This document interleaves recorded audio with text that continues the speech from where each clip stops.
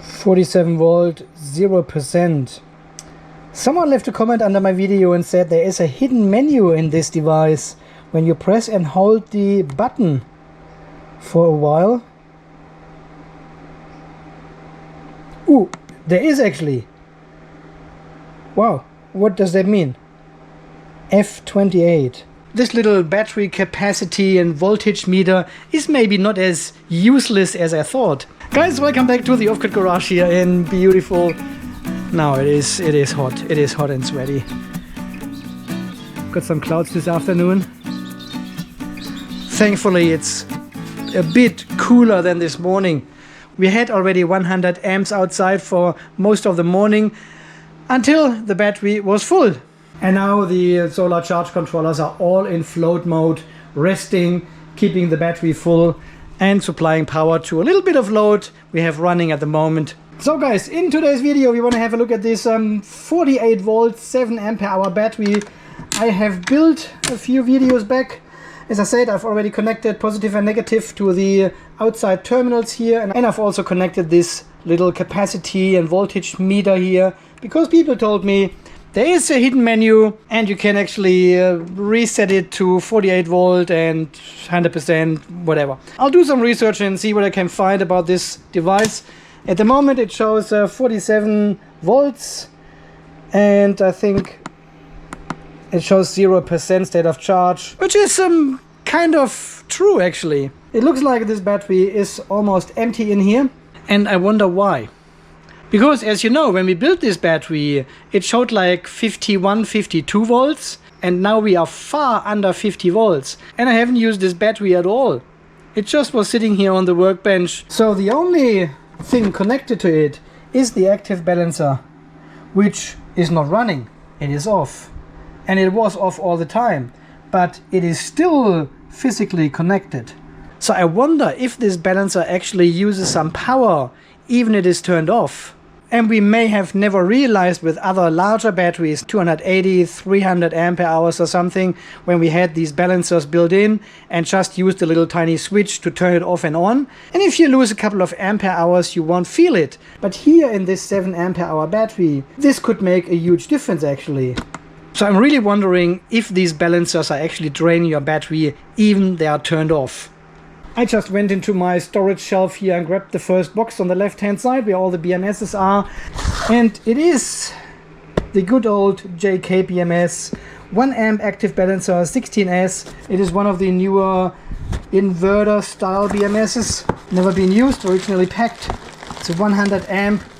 Because to fully charge this battery we need some sort of BMS here connected to make sure there's none of these 16 cells actually going out of spec. And we could have used any 16S BMS for that. I even could have used the Dali BMS or Pace BMS or the Google Power BMS, which are in this stack there. But it happened to be the JK BMS is the chosen one. Oh, I just realized I had the camera on super view still. I apologize for that. That looked a bit fish-eye, right? Okay, we are now back to a normal format for the rest of the video. Balance cables, switch. Alright, as always, let me quickly connect all these balance cables here to our terminal block here on the battery. And then we measure the voltage, make sure they are in the right order before we connect everything to the BMS. This is number 1 here. God, what a pile of spaghettis.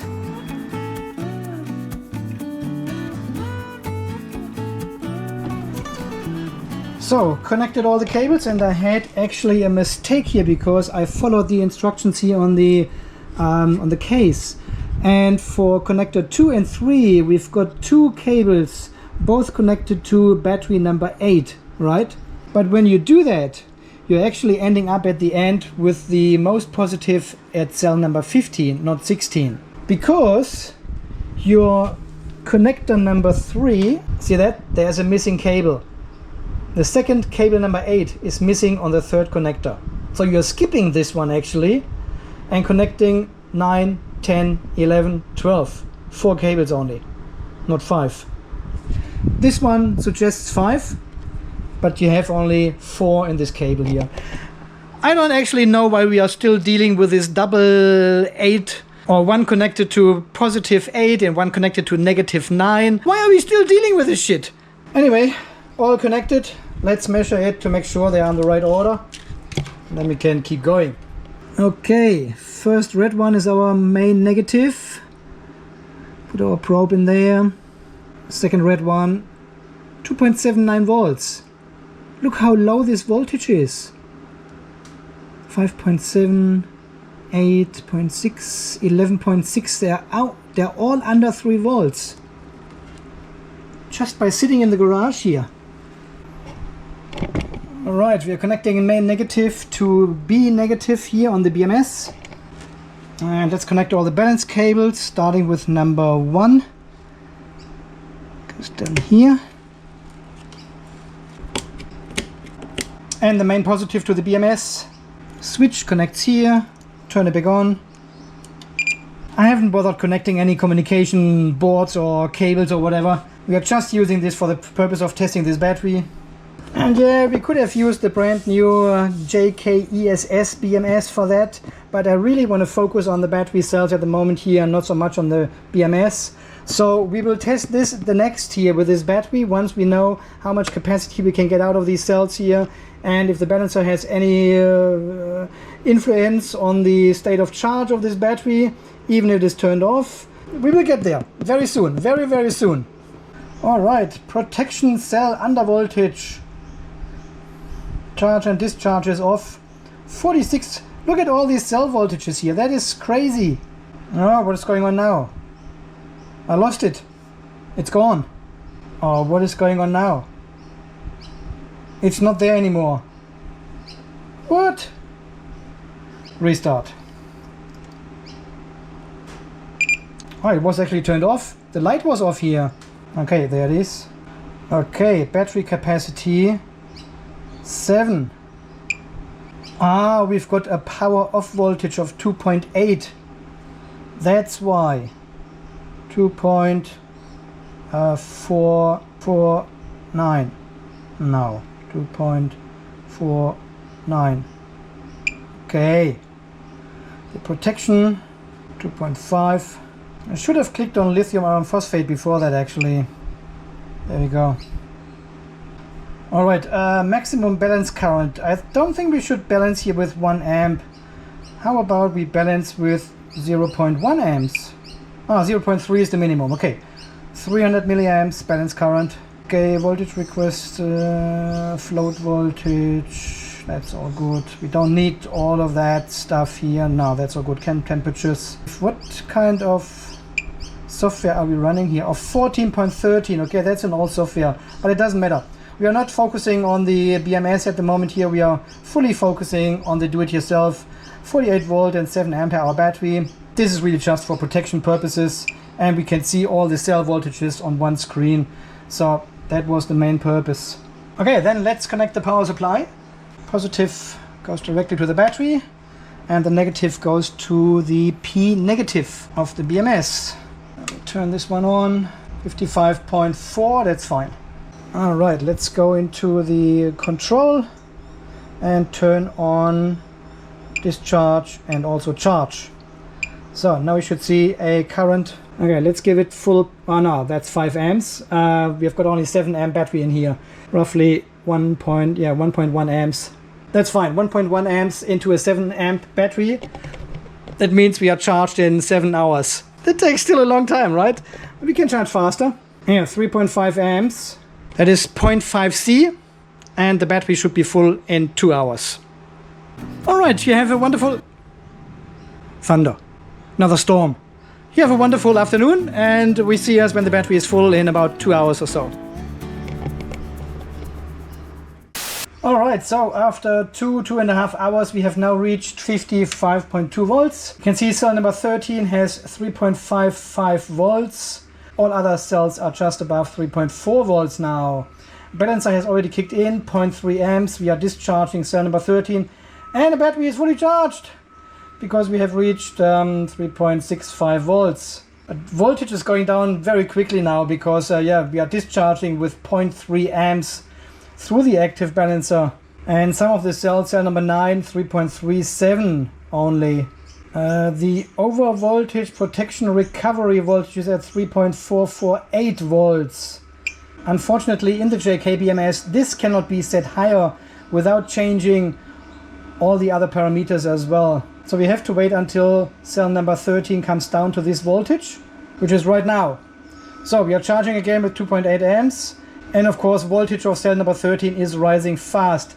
So I probably have to decrease the charging current here probably to 1 amp or so. Even that might be a little bit too high still. But all the other cells have to catch up. So that is interesting as well. They are selling these battery packs in a 2S or 4S and 8S configuration, and they are not balanced. Yeah, of course they're expecting that their customers do a top balancing anyway. So what we can try is here setting the balance current from 0.3 amps all the way up to 1 amp. Yeah. Okay, so when we are now balancing, this will be with 1 amp. And we are also charging cell number 9 with 1 amp now from the super cap inside the JK-BMS. So this should balance out very fast now. We give it a couple of minutes and then we have another look and see how far we are. So there we go. We are charging again with around 1 amp. And we are also balancing with 1 amp. So that means that cell number 13 should actually not rise in voltage anymore, right? Because what we charge into this battery cell, we are also taking away with the balancer. But only until the capacitor inside the JK-BMS is full. And then we are discharging with 1 amp into cell number 14 now. And then of course cell number 13 will rise in voltage again because there's nothing countering this charge current of 1 amp. But yeah, we've got a cell difference of 162 millivolt. Okay, I would say let's give this a couple of minutes and see how we go. And then we have another look here how the Liitokala cells are doing. So we are now almost done balancing. 34 millivolt deviation at 55.7 volts. We are still charging the battery with 200 milliamps, but the BMS doesn't register this anymore. So we are now discharging the cell with the highest voltage. And you can see the red number 5 here, 3.470. When I turn on the other active balancer, watch this voltage at cell number 5, it rises actually. Look at this. If I turn this one off, cell number 5, voltage goes down. Huh? So these active balancers here actually work a treat because they are balancing all the cells at the same time, while the JK-BMS is only doing 1 cell at a time. So we keep this one on to quicker balance the whole pack. We're already down to 31 millivolt now. Alright, after another 20 minutes and calibrating a SPET actually, we are now down to 2 millivolt deviation. Look at this, 2 millivolt deviation. And this is nothing the JK-BMS balancer does. It is the internal balancer here which we have turned on before. Because the JK would only balance down to 10 millivolt as we have set it here. So 1 or 2 millivolt, this is what these balancers are doing here. Amazing. Can we go a little bit higher here? 58 point... Yeah, that would be too much.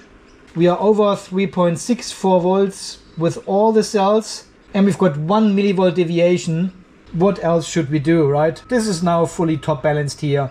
Okay, my friends, because it is already so late, I'm not doing the full capacity test tonight, but tomorrow morning, first thing in the morning tomorrow, we turn on the discharge test here and measure the 7 ampere hour capacity or how much we get out of it. I'm really keen to find out how good these Liitokala cells are in this test battery. So you have a wonderful night, have a good night's sleep, and see you tomorrow morning.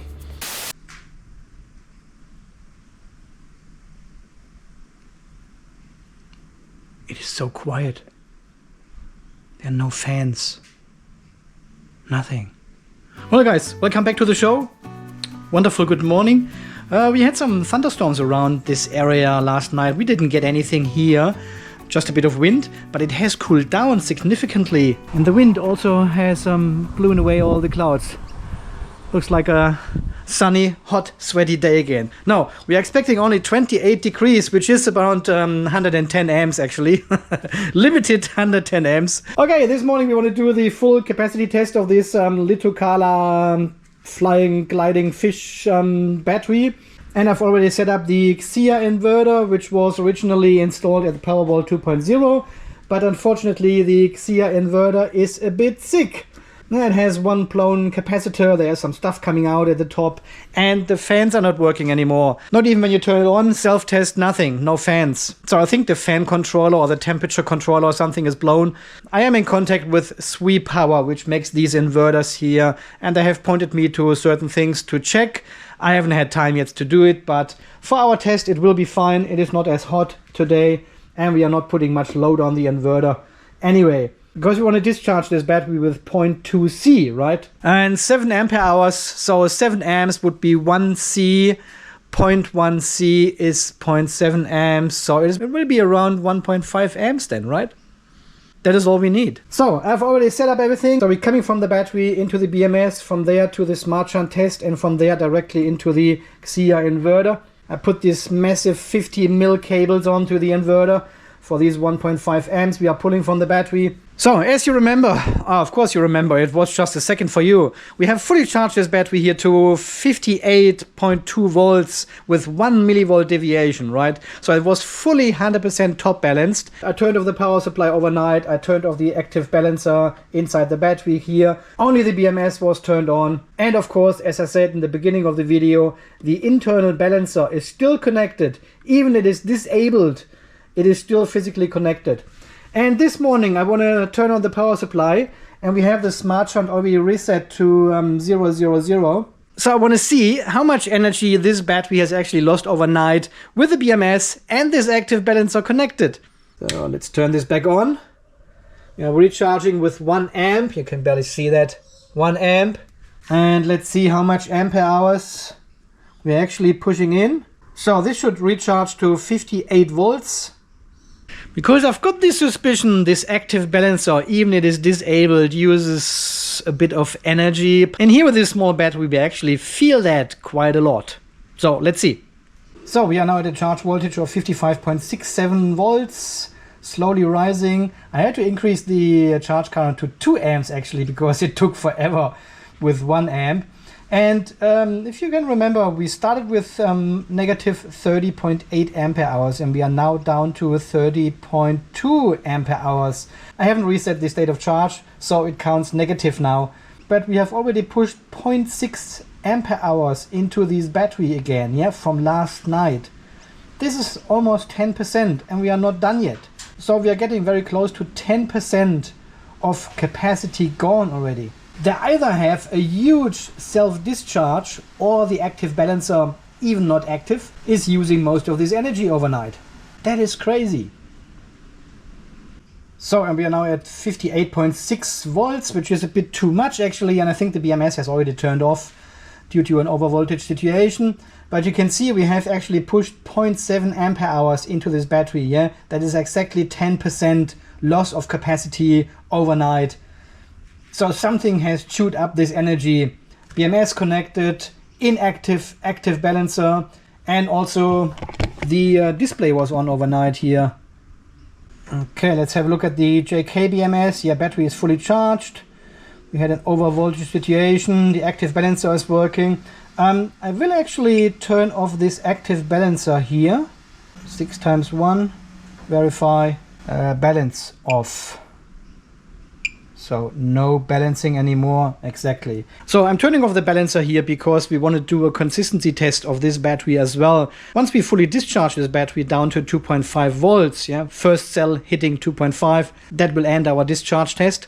We will then fully recharge the battery without any balancer turned on. And if these cells are really 100% matched and consistent and of high quality, we should actually get back to these 58 volts with 1 millivolt deviation across all these cells, because we had the perfect top balance before, right? Discharging and charging it back up with the same current should not make any difference. But of course, this is only theory. We all know this is not going to happen. We will always have a bit of imbalance because the cells will not be 100% equal. They're not 100% the same. The goop inside is a bit different, and that's why all the BMSs have balancers. But with this test, we want to actually see how good are these cells, yeah? How much deviation do we have? When is the first cell to hit 3.65 volts? And what overall pack voltage do we get at this point then? Yeah, the higher we get, the better quality these Liitokala cells are. I'm not expecting much of these cells, they were cheap, but let's see. Okay, we are fully charged. We turn off the power supply. We go back in the smart shunt. So we should be now at 100%. Let's set this one here to 100%. Synchronize. Yeah, that is 100%. So we should see 0, 0, 0, history. We do a reset on the history again, erasing everything, status. All right, let's turn on the inverter and let's see how much power this one actually draws already. I was hoping for 1.4 amps of standby current, but we only have 0.4 amps. Okay, I'm turning on a load here as well. So I'm basically using the power supply up here and charge the Müller battery here with 1 amp. This gives us 0.8 amps out of this test battery. We want to go to 1.4 amps. So I'm increasing the charge current here to 2 amps into the 12-volt battery. Gives us 1.14. Okay. Let's charge with 2.5 amps. 2.8. 2.9. Perfect. Look at this. 2.9 amps into the 12-volt battery gives us 1.4 amps out of this battery into the inverter. So it should take around 5 hours now to fully discharge this battery if we get the 7 ampere hours out of these cells, which I doubt. The cells from Palo I usually use for these experiments here. They've got a 7.2 ampere hours as well, at least written on the cell, but you only get about 5.5 ampere hours out of them. So I'm expecting similar results with these Liitokala cells here, but let's see. Okay, my friends, as always, if something interesting happens in the meantime, I'll turn on the camera and we'll show you. Until then, you have a good 2 or 3 seconds. My friends, I almost missed it. 46.6 volts, we are down. Let's have a look at the smart shunt quickly. 18% it claims. 1.5 amps, we can go a little bit further down. Yeah, 1.4 amps discharge. 5.8 ampere hours we have discharged so far. 0.3 kilowatt hours. Okay, that's not really interesting. There it goes. Turned off. BMS turned off. 5.8 ampere hours. Let's have a quick look at the BMS. Cell under voltage protection, cell number 13. Was cell number 13 not the one with the highest voltage all the time when we charged it? I thought so. Okay, it is now the lowest. So of the 7 ampere hours these batteries claim, the one with the lowest capacity has only 5.8 ampere hours. As expected, right? And all the other cells are at 2.9 volts. So cell number 13 really seems to be the one with the lowest capacity here.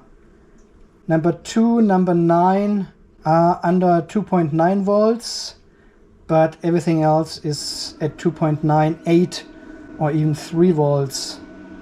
Before I went into the pool just now, I had a look at the Victron Smart Shunt and it showed 23%. So I thought, yeah, well, there's in half an hour at least time, and the battery voltage was close to 51 volts.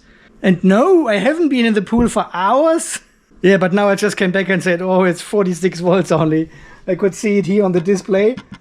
I said, shit. Okay, I'm very glad we caught this. So, all right, around 58 volts. I'm not expecting we are reaching 58 volts actually.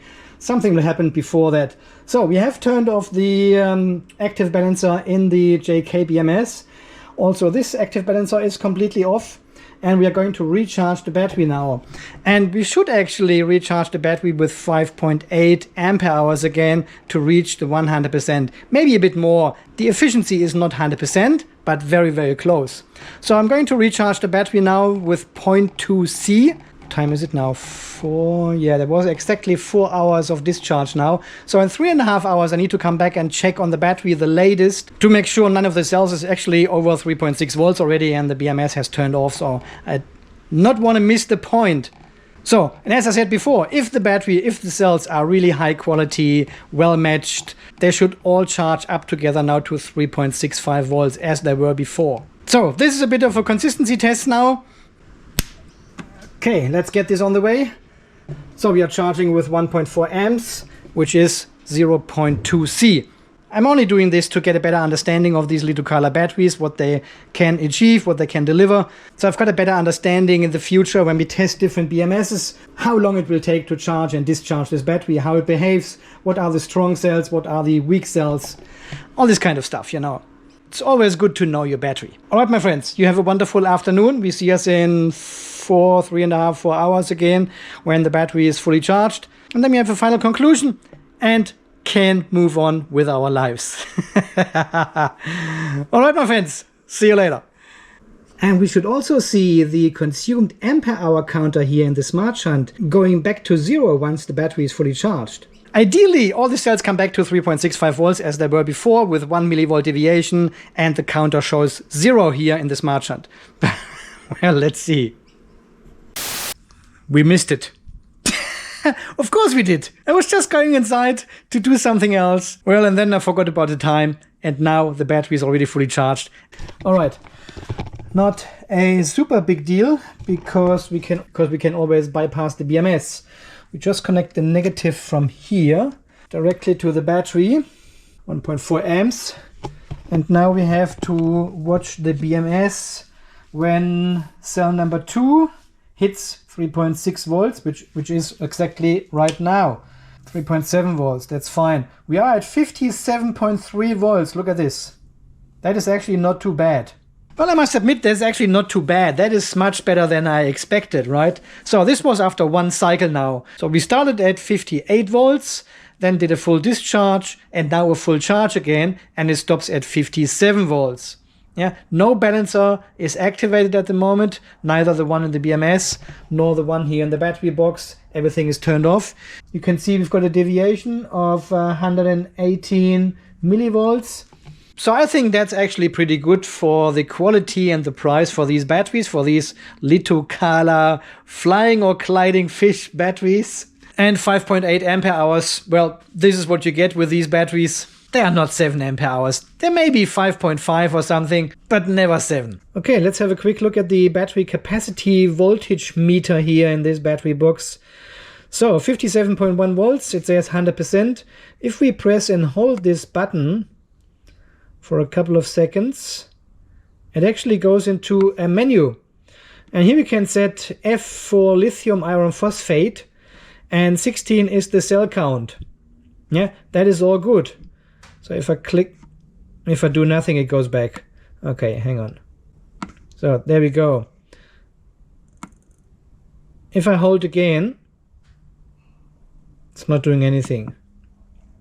So I cannot actually change the battery chemistry in this device because it has only one button. The only videos about this hidden menu is the voltage meter, which has 2 buttons. But here I cannot change the chemistry. Maybe that's a cheaper one here, which has only lithium iron phosphate. But I can change the cell count all the way down to 1 or something, I believe. Yes, and then it starts at 28 again. So obviously we've got 16 cells here. We set this one to 16, and if I press and hold the button again, it goes into this menu. So with the button here, I can toggle between 2 bars and 3 bars. If it shows 3 bars, the actual display changes between voltage and percentage state of charge all the time, back and forward, as you have just seen. Yeah, here, yeah, that's what it does. And I can only toggle 1 bar off, and then it only shows voltage or capacity state of charge. So now it shows only voltage and it stays there. If I press again, it turns off. Percentage, voltage, off. So this is what I could find out with this device. So it's actually not much we can set up in this device. So if you know more about this, please leave your comments down below. It gives us a rough idea about the pack voltage and also the state of charge. So I'm fine with that. Oh wow, 97991. 991. Holy shit, we are almost at 98,000 subscribers. As always, guys, thank you so much for watching. Thanks for all your amazing support here on the channel, for all these wonderful and beautiful people who are donating to the channel, clicking the thanks button or becoming a channel member, buying me a coffee, saying thanks, leaving a comment, clicking thumbs up, thumbs down. This all helps out and makes these videos possible here. Thank you so much, guys. And welcome to all the new subscribers. Okay, guys, until the next video, when we have a look at the brand new JK BMS, the 5th generation SoC balance BMS. Has some very special features, and we will have a first look at the hardware and also the specifications for this new BMS. The brand new hardware, and I'm very excited to share all the details with you. And I'm also working with the JK engineer at a new firmware for the version 14 of these BMSs here. I've got 14.23 already here and testing it right now. These are my two version 14 BMSs here. So I'm giving them some feedback, and hopefully this version is ready to publish very soon. And of course I'll keep you posted about all the news about the JK BMS, newest firmware for version 14, 15, and in the next video we want to have a look at the JK ESS, the next generation of the JK BMSs. Guys, until then, you stay charged, stay safe, and thanks again for watching. See you then. Bye bye.